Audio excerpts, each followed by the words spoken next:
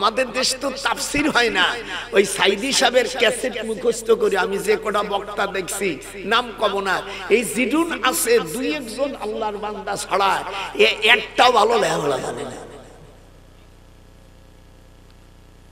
সেদিন কি একজন বড় মুফাসসির, নাম বলবো না, হয়তো আপনাকে জাতীয় ভাই হতে পারে, সে বলছে তুমি বান্ধো দালান ঘর, বলে না তুমি কেন বান্ধো দালান ঘর। ও প্রত্যেক দিন ৬-৭-১০ লক্ষ টাকা কামাই করে, আরো যাইয়া মঞ্চে যাইয়া ওয়াজ করে, কেন বান্ধো দালান ঘর। আমার সাথে বলিস না, তুমি হাত উঠাও, কেন বান্ধো দালান ঘর।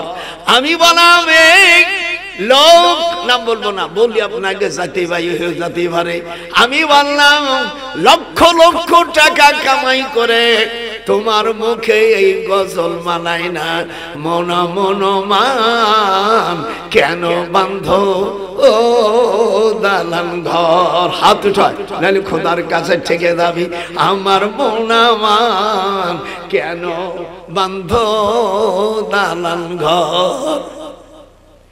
এরকম কয়েকটা গান গেল, বাস ৫-৭টা গজল গাওয়ার পরে উনি উড়িয়ে চলে গেল।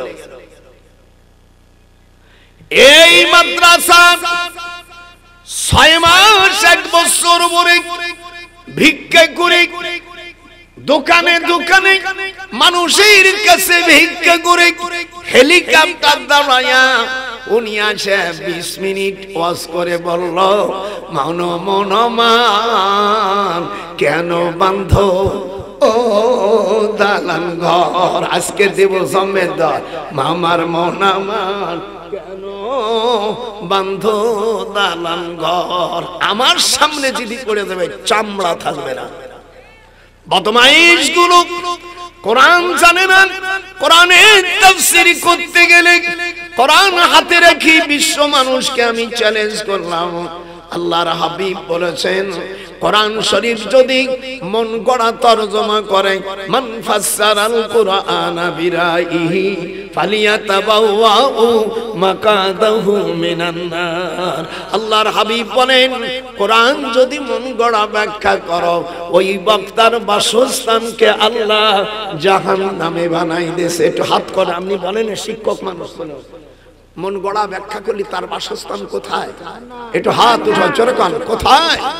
আসার পরে মনে যা করো তাই দিয়ে হয়ে গেল তাফসীর।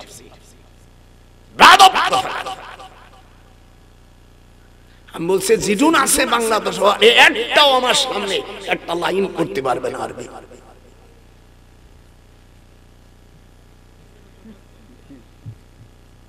হায় হায় হায়, কি কথা! কোরআন শরীফ